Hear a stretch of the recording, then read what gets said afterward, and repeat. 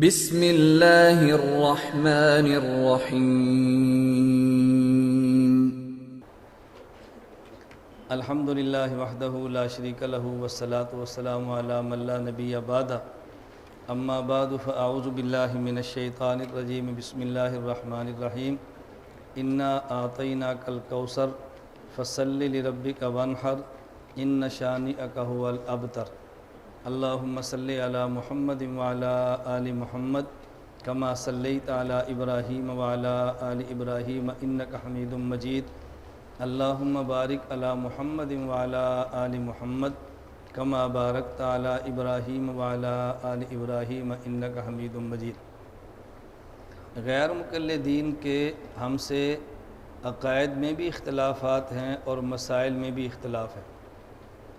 غیر مقلدین کے ہم سے عقائد میں بھی اختلافات ہیں اور مسائل میں بھی اختلافات ہیں، اور شریعت عقائد اور مسائل دو چیزوں کا نام ہے۔ اس کا مطلب یہ ہے کہ ہمارے ساتھ ان کا پوری شریعت میں اختلاف ہے، عقائد میں بھی اختلاف ہے اور مسائل میں بھی اختلاف ہے۔ ایک لفظ نشین فرما لیں، ہم عموماً جب اختلافی مسئلے پر بات کریں تو ہم یہ کہتے ہیں اس مسئلے پر غیر مقلدوں سے ہمارا اختلاف ہے۔ یہ لفظ ٹھیک نہیں ہے، یہ کہا کریں کہ اس مسئلے پر غیر مقلدین کا ہم سے اختلاف۔ اختلاف وہ نہیں کرتا جو پہلے والا ہو، اختلاف وہ کرتا ہے جو بعد والا ہو۔ اگر ہم پہلے والے ہیں اور وہ بعد والے ہیں تو ہمیں کہنا چاہیے اس مسئلے پر غیر مقلدین کا ہم سے اختلاف ہے، اور اگر وہ پہلے والے ہیں ہم بعد والے ہیں تو پھر ہمیں کہنا چاہیے کہ اس مسئلے پر غیر مقلدین سے ہمارا اختلاف ہے۔ تو جب ہم پہلے ہیں اور وہ بعد والے ہیں تو ہمیں ان سے اختلاف ہے یا ان کو ہم سے اختلاف ہے؟ اس لیے ہم کہتے ہیں بہت سارے عقائد اور مسائل میں غیر مقلدین کو ہم سے اختلاف۔ یہ میں چھوٹی چھوٹی باتیں اس لیے آپ کی خدمت میں عرض کرتا ہوں کہ پوری بات کو سمجھا کریں، کسی بات کی تہہ تک جانے کی کوشش کریں۔ یہ اگر ایک لفظ اور جملہ سمجھ آ گیا تو ان لوگوں کو یہ بات سمجھانی آپ کے لیے بہت آسان ہوگی کہ جو کہتے ہیں کہ مولوی آپس میں لڑتے ہیں اور تم بعد میں اختلاف کرتے ہو۔ آپ انہیں کو بھی سوال یہ ہے کہ ہم اختلاف کرتے ہیں یا وہ کرتے ہیں؟ پہلے مسجد ہم نے بنائی ہے، ہم نماز پڑھ رہے تھے اور انہوں نے آ کر فتویٰ دیا کہ تمہاری نماز نہیں ہوتی۔ اب ہم نے یہ تو بتانا ہے کہ ہماری نماز ہوتی ہے، یا ہم بھی کہہ دیں کہ نہیں ہوتی۔ تو اختلاف اس نے کیا ہے، ہم اپنی صفائی پیش کر رہے ہیں اور آپ کہتے ہیں مولوی آپس میں اختلاف کرتے ہیں۔ اور یہ بات عوام کو سمجھائیں کہ آپ سڑک سے گزر رہے تھے اور آپ کے ہاتھ میں گھڑی تھی، راستے میں ایک ڈاکو آیا اور اس نے آپ کے ہاتھ سے گھڑی اتارنے کی کوشش کی اور آپ اس سے اپنی گھڑی بچا رہے ہیں، وہ گھڑی چھین رہا ہے، اور دیکھنے والا بندہ کہتا ہے کہ دونوں لڑتے ہیں۔ تو یہ غلط کہتا ہے یا ٹھیک کہتا ہے؟ غلط۔ کیوں؟ ایک آدمی گھڑی کو چھیننے والا ہے، دوسرا گھڑی کو بچانے والا ہے، تو چھیننے والے کو مجرم کہتے ہیں، بچانے والے کو مجرم نہیں کہتے۔ ہم بے نمازوں کو محنت کر کے تبلیغ کی برکت سے نماز پر لے آتے ہیں اور وہ ان کو خراب کرنا شروع کرتے ہیں۔ تو جس کو ہم نے نمازی بنایا ہے اس کو ہم نے بچانا بھی ہے۔ تو نمازی بنانا بھی ہمارے ذمہ ہے اور نمازی کو بچانا بھی ہمارے ذمہ ہے۔ اس پر میں ایک جملہ کہا کرتا ہوں، اللہ کرے آپ اس کو سمجھ جائیں اور آپ کو سمجھانے کا طریقہ معلوم ہو جائے کہ ہمارے ذمہ بحیثیت امت دو کام ہیں۔ نمبر ایک، امت کو ایمان اور اعمال پہ لانا، نمبر دو، امت کے ایمان اور اعمال کو بچانا۔ امت کو ایمان اور اعمال پہ لانا بھی ضروری ہے اور امت کا ایمان اور اعمال بچانا بھی ضروری ہے۔ لانے کا طریقہ اور ہوتا ہے اور بچانے کا طریقہ اور ہوتا ہے۔ جس طرح دنیا میں زندہ رہنے کے لیے مال کو کمانا بھی ضروری ہے اور کمائے ہوئے مال کو بچانا بھی ضروری ہے، لیکن مال کمانے کا طریقہ اور ہوتا ہے اور مال بچانے کا طریقہ اور ہوتا ہے۔ صبح سے لے کر شام تک آپ مزدوری کریں تو مال کمایا ہے، اور جو رات کو مزدوری ملی ہے اس کو گھر جا کر لاکر میں رکھ دیں تو آپ نے مال بچایا ہے۔ جو شخص مال کماتا ہے اور مال کمائے ہوئے کو بچاتا نہیں ہے اسے عقل مند نہیں کہتے۔ عقل مند وہ ہوتا ہے کہ جو مال کمانے کا فن بھی جانتا ہو اور کمائے ہوئے مال کو بچانے کا فن بھی جانتا ہو۔ تو ایک ہے امت کو ایمان اور اعمال پر لانے کی محنت، اور ایک ہے امت کے ایمان اور اعمال کو بچانے کی محنت۔ امت ایمان اور اعمال پر آتی ہے فضائل سے، اور امت کا ایمان اور اعمال بچتا ہے دلائل سے۔ اس لیے تبلیغی جماعت کی محنت امت کو ایمان اعمال پر لانے والی ہے، اور اتحاد اہل سنت والجماعت کی محنت امت کے ایمان اور اعمال کو بچانے والی ہے۔ ان کی محنت فضائل والی ہے اور ہماری محنت دلائل والی ہے۔ تو رائے ونڈ مرکز بھی ٹھیک ہے اور سرگودا مرکز بھی ٹھیک ہے، ان دونوں مرکزوں میں آپس میں ٹکراؤ اور لڑائی نہیں ہے۔ اگر آپ ایمان اعمال پہ لانا چاہیں تو رائے ونڈ لے جائیں، اور ایمان اعمال بچانا چاہیں تو سرگودا مرکز اہل سنت میں لیں۔ تو ان کے ذمہ لانا ہے، ہمارے ذمہ بچانا ہے۔ اور یہ میں بات لطیفے اور مذاق پہ طور پہ نہیں کہہ رہا، کہ میں اللہ کی قسم بالکل حقائق آپ کی خدمت میں پیش کر رہا ہوں۔ اگر آپ لاتے رہے اور بچانے کی فکر نہ کی تو اپنے لائے ہوئے مال کو برباد کر بیٹھیں گے۔ اس لیے جو لوگ ان میں توڑ پیدا کی کوشش کرتے ہیں، اس کا مطلب یہ ہے کہ وہ فہم نہیں رکھتے، سمجھدار نہیں ہے۔ سمجھدار بندہ دونوں منتوں میں توڑ پیدا نہیں کرتا، بلکہ دونوں منتوں کو جوڑنے کی کوشش کرتا ہے۔ اس لیے تبلیغ کی اپنی محنت ہے اور ہماری اپنی محنت ہے۔ آپ تبلیغ کی جو بھی کتابیں دیکھیں گے وہ فضائل والی ہوں گی، اور ہماری جو بھی کتابیں دیکھیں گے وہ دلائل والی ہوں گی۔ اگر آپ نے نمازی بنانا ہے تو اس کو فضائل نماز پڑھا دیں، اور اگر نمازی کو بچانا ہے تو پھر اس کو ہماری نماز اہل سنت والجماعت دکھا دیں۔ تو ان کے پاس فضائل اعمال ہیں، ہمارے پاس دلائل اعمال ہیں۔ فضائل سے امت ایمان اعمال پہ آتی ہے، اور دلائل سے امت کا ایمان اور اعمال بچتا ہے۔ ایک شخص نے مجھے سعودی عرب سے فون کیا اور اس نے کہا جی مولانا صاحب میں بہت پریشان ہوں۔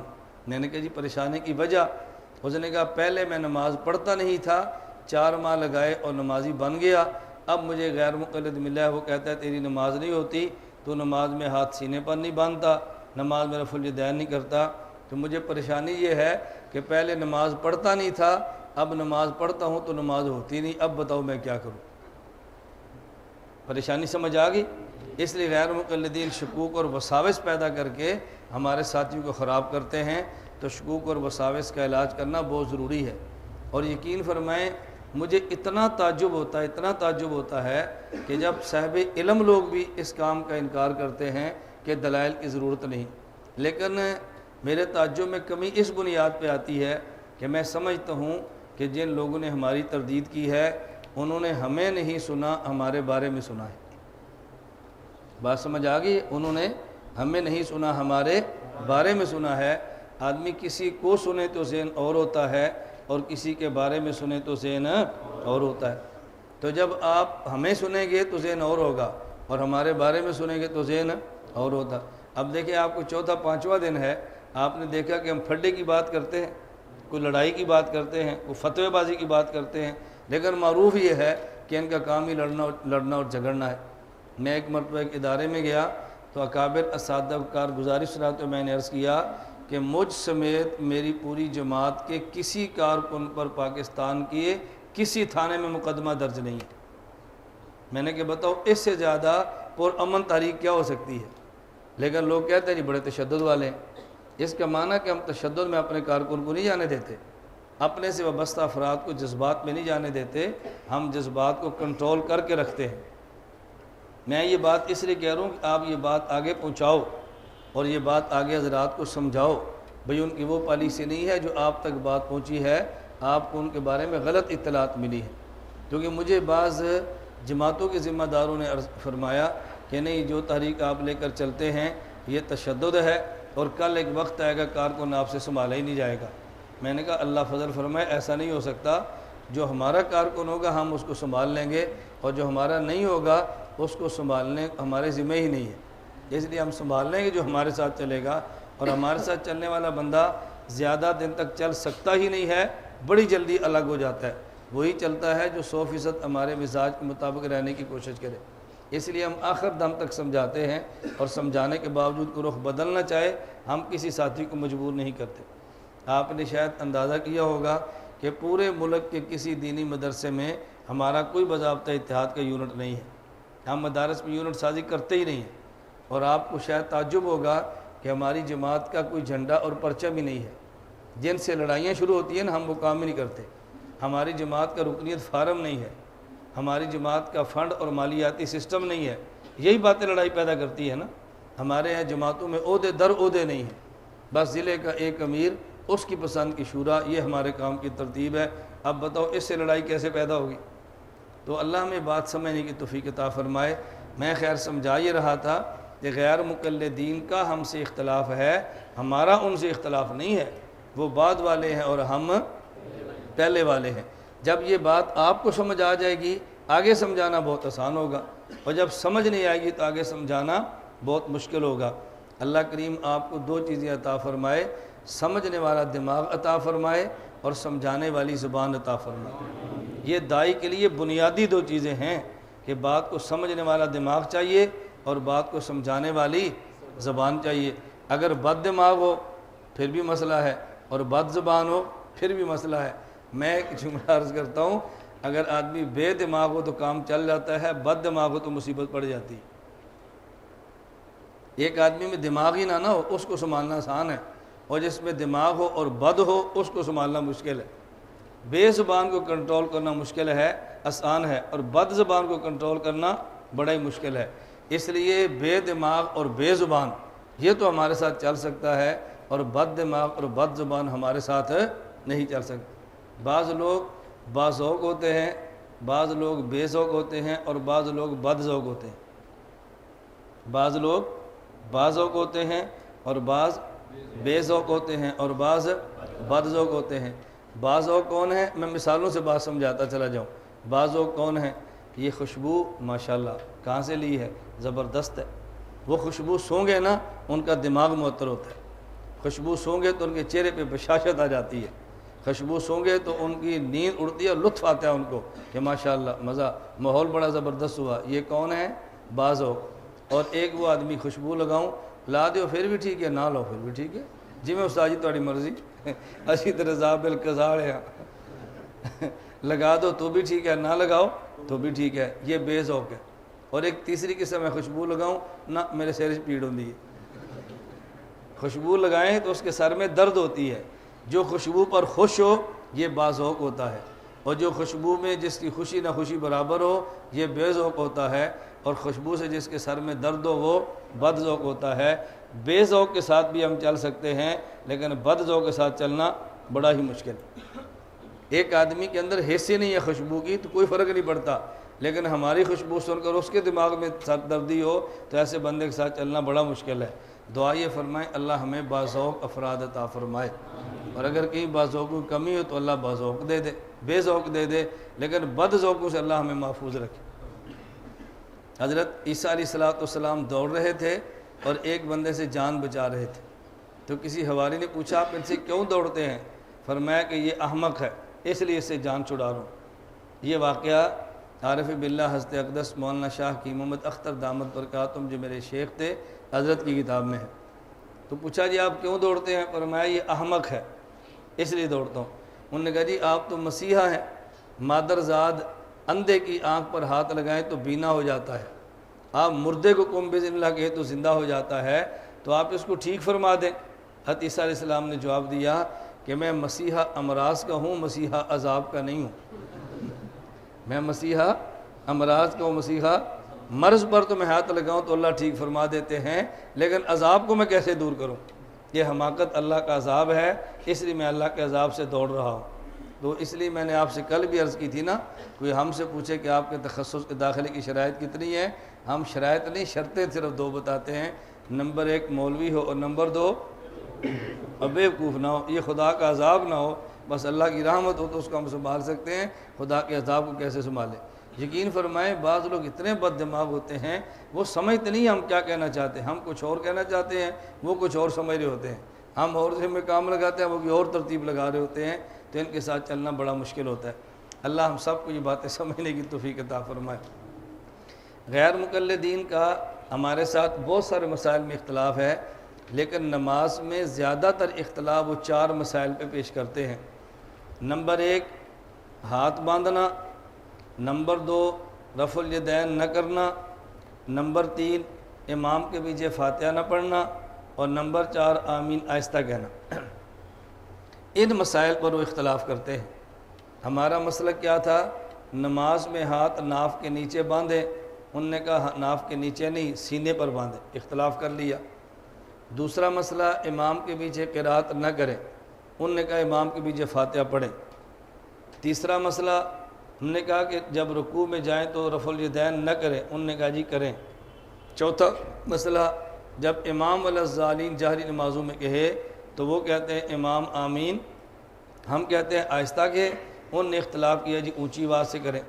تو یہ موٹے موٹے 4 مسائل ہیں جن پر غیر مقلدین شور مچاتے ہیں۔ اچھا آپ حیران ہوں گے جب آپ نماز کے اندر کھڑے ہوں، ان 4 مسائل میں ترتیب یہ ہے، پہلے مسئلہ آئے گا ہاتھ کہاں باندھیں، دوسرا مسئلہ آئے گا امام کے پیچھے فاتحہ پڑھیں یا نہ پڑھیں، تیسرا مسئلہ آئے گا جب رکوع جائیں تو رفع الیدین کریں یا نہ کریں، اور چوتھا مسئلہ آئے گا تیسرا مسئلہ آئے گا کہ آمین اونچی آواز سے کہیں یا آہستہ، اور چوتھا مسئلہ آئے گا جب رکوع میں جائیں رفع الیدین کریں یا نہ کریں۔ یہ مسائل 4 ہیں، اور غیر مقلد جب بھی آپ سے بات کرے گا اور جب بھی آپ کو چیلنج دے گا، پہلے 3 مسائل کی بجائے چوتھے مسئلے پر آئے گا۔ جب بھی آپ سے بات کرے گا تو کس مسئلے پہ کرے گا؟ تم نماز میں رفع الیدین نہیں کرتے، تم نماز میں رفع الیدین نہیں کرتے۔ میں نے ابھی تک اپنی زندگی میں کوئی ایک بھی غیر مقلد نہیں دیکھا جو اس ترتیب پر بات کرتا ہو، میں نے ابھی تک نہیں دیکھا، جو یہ کہے پہلے بات کریں گے ہاتھ کہاں باندھنے ہیں، پھر بات کریں گے امام کی وجہ فاتحہ پڑھنی ہے کہ نہیں، پھر بات کریں آمین آہستہ کہنی ہے اونچی آواز سے، اور پھر بات کریں جب رکوع میں رفع الیدین کرنا ہے یا نہیں کرنا۔ آج سے غالباً یہ 9 سال قبل کی بات ہے، یہاں ہمارے گاؤں والی مسجد میں میں صراط مستقیم کورس خود پڑھاتا تھا۔ اب تو صراط مستقیم کورس چھپ گیا ہے نا، اور بحمدللہ تعالیٰ پوری دنیا میں چلا گیا ہے، کئی ایک مقامات پہ کورس ہوتا ہے جس کا ہمیں اندازہ بھی نہیں ہے۔ بس اوقات ایک شہر میں 400 مقامات پر یہ صراط مستقیم کورس شروع ہے، آپ اندازہ فرمائیں اس کے۔ تو میں پہلے کالج کے لڑکے جمع کرتا، 40 ان کو اپنے پاس رکھتا، کھانا بھی ان کو خود بنواتا اور دسترخوان بھی خود ان کے بچھواتا، 4 پہ بچھا کے ان کے اندر رہتا، کورس ان کو کاپیوں پہ لکھواتا۔ یہ پوری محنت 40 دن میں ان کے اندر رہ کرتا تھا۔ وہاں سے میں نے صراط مستقیم کورس کا آغاز کیا ہے۔ جب ہم نے یہ مرکز بنایا تو ہم نے الف سے کام شروع کیا ہے۔ میری جہادی زندگی تھی، جب میں نے چھوڑ دی اور علمی زندگی کا آغاز کیا، اللہ گواہ ہے میں نے الف سے کام شروع کیا ہے۔ میں نے کوئی پرانا رابطہ استعمال نہیں کیا کہ میرے بارے میں سابقہ جماعتیں یہ نہ کہہ دیں کہ ہمارے ساتھ کام کرتا رہا اور پرانے رابطے استعمال اس نے مدرسہ بنانا شروع کر دیا ہے۔ سارے رابطے یکسر ختم کر کے میں نے الف سے کام کا آغاز کیا ہے۔ چھوٹے بھائی شعیب کو میں نے یہاں بٹھا دیا کہ تم گاؤں کے بچے پڑھاؤ، اور میں نے گاؤں کی 5 سال کی 5 بچیاں لے لی اور ان کو میں نے گھر بٹھا لیا نورانی قاعدہ پڑھانے کے لیے۔ میں نے 5 سال، اللہ گواہ 5-6 سال، اس سے بڑی بچی نہیں ہوگی، ان کو لیا اور بھائی کو بچے دیے۔ میں نے کہا بسم اللہ پڑھیں، اللہ کو منظور ہوا تو اللہ کام کو بہت آگے لے جائیں گے، اور نہ منظور ہوا تو اللہ کی مرضی ہے، لیکن ہم نے کام الف با سے شروع کرنا ہے اور نورانی قاعدہ سے۔ ہم نے یہاں سے کام کا آغاز کیا۔ یہ پرانی بات نہیں ہے، میں 8-9 سال پرانی بات کہہ رہا ہوں، کہ بہت پرانی بات نہیں ہے۔ تو یہاں ہمارے ساتھ ایک چک ہے 99واں چک، 80 اور 9، یہ 7 چک ہے وہاں پہ۔ اس چک میں ایک لڑکا غیر مقلد بنا اور اس نے مولوی صاحب کو تنگ کرنا شروع کر دیا۔ مولانا صاحب غریب آدمی تھے اور ویسے بھی سادے آدمی تھے، بہت بڑے عالم بھی نہیں تھے۔ اس نے گیم کیا کھیلی، اپنی بیٹھک میں مولوی صاحب کو بلا لیا اور ساتھ اپنا مناظر بلا لیا، اور مولانا صاحب سے اس نے کہا کہ جی اس مسئلے پر آپ ہم سے بات کریں۔ اب مولوی صاحب کے پاس تو دلیل تھی نہیں، چونکہ عالم باضابطہ نہیں تھے اور ویسے بھی غریب آدمی تھے، یہ چودھری تھا۔ اس نے مولانا صاحب کو بے عزت کر کے اپنے بیٹھک سے نکال دیا کہ میں دیکھتا ہوں تو گاؤں میں رہتا ہے کیسا ہے، اور مسجد میں آ کے اس نے اونچی آواز سے آمین کہنی اور کھپ ڈالنا شروع کر دیا۔ مجھے مولانا صاحب نے فون کیا، میں ایک لڑکا گیا اور وہاں پہنچ گیا۔ میں نے کہا کیا بات ہے؟ ابھی تک اس موضوع پر میں نے کام نہیں شروع کیا تھا، غیر مقلدیت کے عنوان پر۔ اس کام کو ہمیں 7 سال ہوئے ہیں اور 3 سال باقی ہیں ہمارے طے شدہ نظام کے مطابق۔ وہ میں اب وقت نہیں ہے، میں ان پالیسیوں کو عرض کروں گا کہ میں 7 اور 3 سال کا مطلب کیا ہے۔ یعنی میرے ذہن میں جو خاکہ ہے، میں نے پہلے دن سے طے کیا تھا کہ 10 سال میں اتنا کام کرنا ہے اور 10 سال کے بعد ملک میں کام کا آغاز کرنا ہے۔ ابھی جو ہم کام کرنا چاہتے ہیں، ہم نے اس کام کا آغاز نہیں کیا، ابھی اس کام کی تیاری ہو رہی ہے۔ تو 10 سال میں نے تیاری پہ رکھے ہیں، اس میں 7 سال ہو گئے، 3 سال ابھی باقی ہیں۔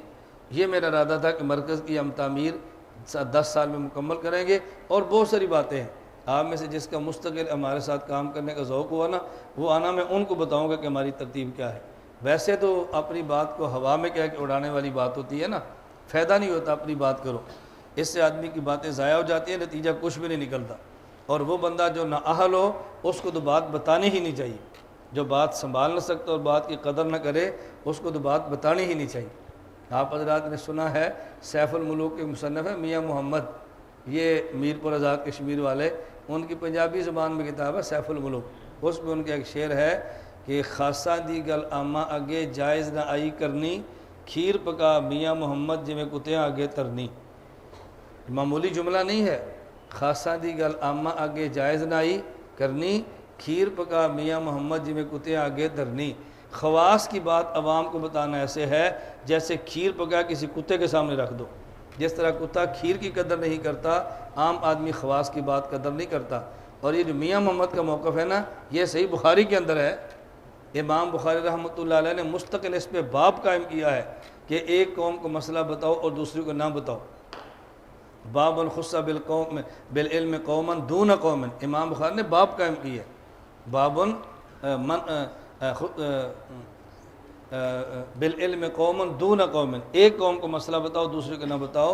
اور حضرت ابو ہریرہ رضی اللہ عنہ کی روایت پیش کی ہے، حضرت ابو ہریرہ فرماتے تھے میں نے علم کے 2 تھیلے رسول اللہ صلی اللہ علیہ وسلم سے لیے ہیں، ایک میں نے تمہیں بتا دیا، دوسرا میں نے نہیں بتایا، اگر دوسرا بتا دوں گا لقطع ھذا الحلقوم، تو میری گردن کاٹ کے رکھ دو گے۔ ابو ہریرہ کیسے مسئلے بتاتا ہے؟ ابو ہریرہ رسول اللہ سے بعض مسئلے پوچھ کر بھی عوام کو نہیں بتا رہے کہ ان کی فہم سے بالا ہے، تو بتائیں آپ ہر بات کیسے سمجھیں گے؟ اور اللہ گواہ ہے میں صرف کام پر اپنی پالیسیاں شروع کر دوں نا تو آپ کو سمجھ نہیں آنی، اور آپ نے کہنا ہم کون سی باتیں سن رہے ہیں۔ اس لیے میں کبھی اپنے تخصص کے طلباء سے کہتا ہوں ہماری پالیسیوں کے بیان کرنے کا موقع ہو، جب پی ایچ ڈی کے پڑھے لکھے لوگ بیٹھے ہو نا، وہاں بیٹھ کر ہم گفتگو کریں تو ان کو احساس ہوگا گفتگو کا معیار کیا ہے۔ ہمارا تعلق اکابر علماء دیوبند کے ساتھ ہے، وہ دیہاتوں میں بیٹھ کر دنیا کے نقشے بناتے تھے، میری بات سمجھ آئی ہے؟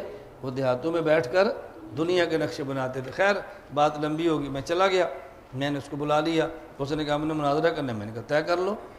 2 دن بعد مناظرہ طے ہو گیا انہی کے گاؤں میں، میرا چونکہ موضوع ہی نہیں تھا، میں اس کام میں آیا ہی نہیں تھا، تو ہم نے مناظرہ بلا لیے۔ ہمارے سرگودا کے مفتی شاہد مسعود صاحب ہیں، یہ ہو گئے، مفتی عبد المعید صاحب ہیں، مفتی محمد انور اکاڑی صاحب ہیں، اس طرح کورس حضرات میں نے جلدی سب کو بلا لیا۔ مفتی شاہد مسعود صاحب مناظر طے ہو گئے، مفتی عبد المعید صاحب معاون طے ہو گئے، مفتی انور اکاڑی صاحب دامت برکاتہم صدر مناظر طے ہو گئے، اور میں کچھ بھی نہیں تھا، نہ مناظر نہ معاون نہ صدر، میں تو کرانے والوں میں تھا نا، میں نے ان کو بلا لیا۔ اب جب گفتگو شروع ہوئی نا تو وہ تو کتابیں ساری لے کر آئے تھے، ترک رفع الیدین کے اوپر ساری کتابیں، میں کھڑا ہو گیا، میں نے کہا بھی میں آیا تھا اور کل یہاں پہ اس گاؤں کے ان لڑکوں سے میری بات ہوئی ہے کہ 4 مسائل پر ہماری بات ہوگی۔ نمبر 1 ہاتھ کہاں باندھنا ہے، نمبر 2 امام کی فاتحہ پڑھنی ہے کہ نہیں، نمبر 3 آمین اونچی آواز سے یا آہستہ، اور نمبر 4 رفع الیدین کرنا ہے یا نہیں۔ میں نے کہا لڑکوں سے پوچھو، اب وہ مولویوں کی جان جائے، مجھے درمیان میں بولنے نہ دیں۔ مجھے پتا تھا کہ میں نے پہلے آپ سے گزارش کی تھی نا کہ ہماری عادت یہ ہے کہ مناظرہ کرنے سے پہلے پسند کا میدان سجانا ضروری ہے، پسند کا میدان سجائے بغیر کبھی مناظرہ نہ کریں ورنہ بہت نقصان ہوگا آپ کو۔ یہ میں اس دور کی بات بتا رہا ہوں جب ہم نے کام شروع ہی نہیں کیا تھا۔ میں نے کہا جی 4 مسئلے ہیں، پہلے اس مسئلے پر بات ہوگی، پھر دوسرے پر، پھر تیسرے پر، پھر چوتھے پر۔ مولوی صاحب ان کے کھڑے ہو گئے، اس نے کہا آپ یہ کیوں نہیں کہتے کہ رفع الیدین پر ہمارے پاس کوئی حدیث ہی نہیں ہے، آپ یہ کیوں نہیں کہتے ہمارے پاس حدیثیں نہیں ہیں؟ میں نے کہا پھر میں کھڑا ہو گیا، میں نے کہا آپ کہہ دیں کہ ناف کے نیچے ہاتھ باندھنے کے خلاف ہمارے پاس کوئی حدیث نہیں ہے، آپ کہہ دیں امام کے پیچھے فاتحہ پڑھنے پر ہمارے پاس کوئی حدیث نہیں ہے، اور اسی طرح آمین اونچی آواز سے کہنے پر کوئی حدیث نہیں ہے۔ ان 3 مسئلوں پر آپ لکھ دیں، ہم رفع الیدین مناظرہ شروع کر دیتے ہیں، ہمارے پاس ہیں۔ میں نے کہا ہے تو پھر بتاتا کیوں نہیں؟ اس قوم کو تو نے کیوں بدھو بنایا ہوا ہے؟ تو مناظرہ کرنے کے لیے آیا، تو نے طے نہیں کیا، نہ ان کو پتہ ہے نہ تجھے پتہ ہے، طے تو میں نے اور ان لڑکوں نے کیا ہے۔ بیٹا کھڑے ہو ذرا، بتاؤ کیا بات طے ہوئی تھی؟ انہوں نے کہا یہی 4 مسئلے تھے۔ میں نے کہا 4 تھے؟ کہتے جی ہاں۔ میں نے کہا مولوی صاحب تو بتا پہلا مسئلہ کون سا ہے ان میں سے؟ تو پھر کھڑا ہوا، اور بخاری، میں نے کہا بخاری ٹھہر جا، ہم تیری بخاری سن لیں گے رفع الیدین پر، جو بات میں نے پوچھی ہے وہ بتا، اس ترتیب میں پہلا مسئلہ کون سا ہے؟ میں نے عوام سے کہا بھی آپ کو ہماری بات سمجھ آ رہی ہے؟ عوام نے کہا رہی ہے۔ میں نے کہا اس کو سمجھاؤ یہ مناظر اسلام کو، تم جیسے ان پڑھوں کو بات سمجھ آ گئی ہے اور اس پڑھے لکھے کو بات سمجھ نہیں آ رہی۔ اس کا مطلب یہ ہے کہ یہ دھوکہ دینے کے لیے ہے اور مسئلہ سمجھانے کے لیے نہیں آئے۔ وہ میں نے جب لتاڑ شروع کی نا جی، اس کو تو لینے کے دینے پڑ گئے، بھئی ہمارے ساتھ کیا ہوا، ہم نے کس مسئلے پر تیاری کر یہ کیا، اور میں نے مفتی صاحب سے کہہ دیا کہ آپ یہ جو مسئلہ ہے نا، آپ اس کی کتابیں ذرا سیٹ رکھیں، ہاتھ کہاں باندھنا ہے، آپ یہ کتابیں ترتیب پر لگا دیں، اس سے آگے میں چلنے نہیں دوں گا اس کو انشاءاللہ۔ مجھے وہ کہنے، میں نے کہا بتائیں، مجھے وہ کہنے لگا ابھی تو مناظرے نہیں شروع ہوا، جب مناظرہ شروع ہوگا نا پھر ہم بتائیں گے ہمارے پاس کس کس مسئلے پر دلیل ہے۔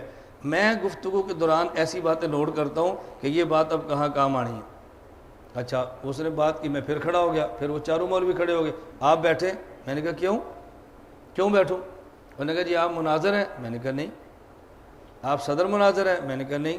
آپ معاون مناظر ہیں؟ میں نے کہا نہیں۔ آپ کیوں بولتے ہیں؟ تو میں نے کہا ابھی تو نے کہا جب مناظرہ شروع ہوگا تو ہم دلائل دے دیں گے، ابھی تو مناظرہ شروع نہیں ہے، مجھے بولنے دے نا، جب شروع ہوگا تو مناظر بات کرے گا، بہ جا۔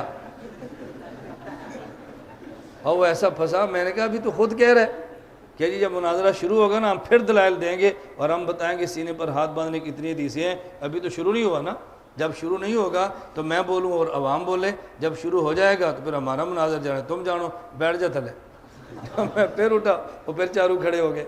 میں نے کہا یار مجھے 1 منٹ بات، 1 منٹ بھی نہیں کرنے دیں گے۔ میں نے کہا نہیں تم کرنے کیسے نہیں دو گے؟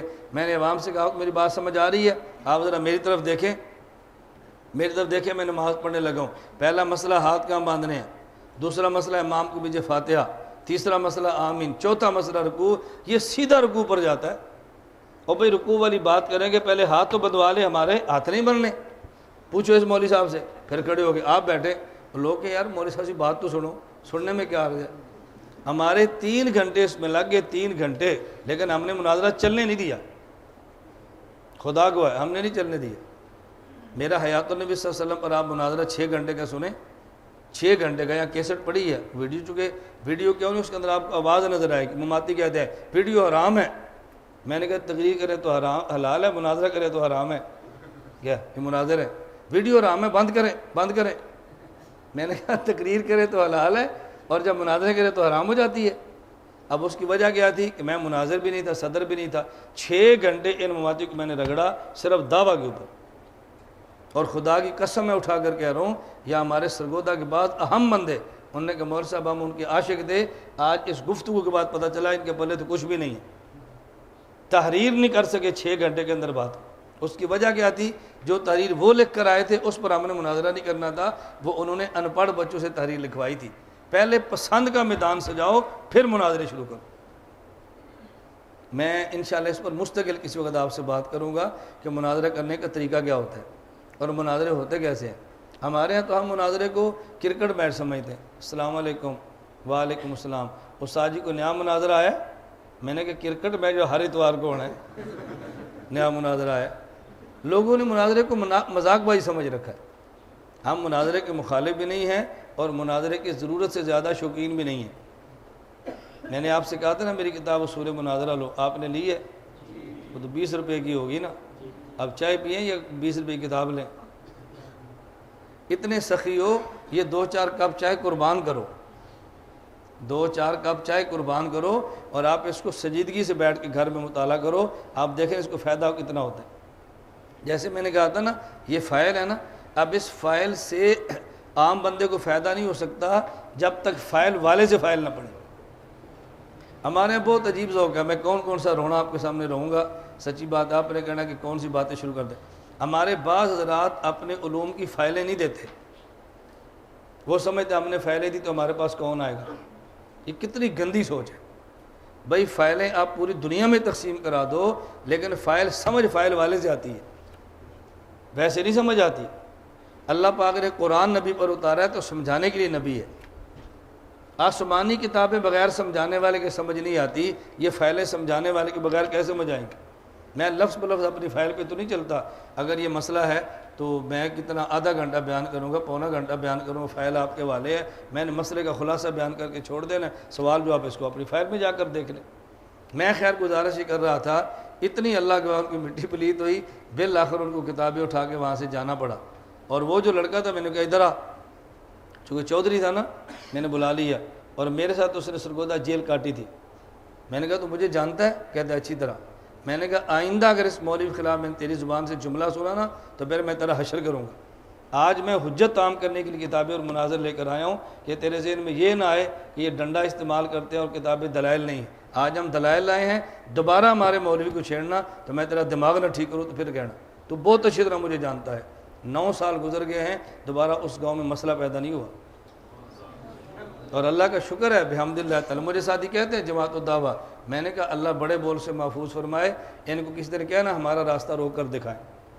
ہمیں بہت اچھی طرح جماعت الدعوہ والے جانتے ہیں، ہمیں اللہ پاک نے زبان بھی دی ہے، اللہ پاک نے ہمیں ہاتھ والی طاقت بھی دی ہے۔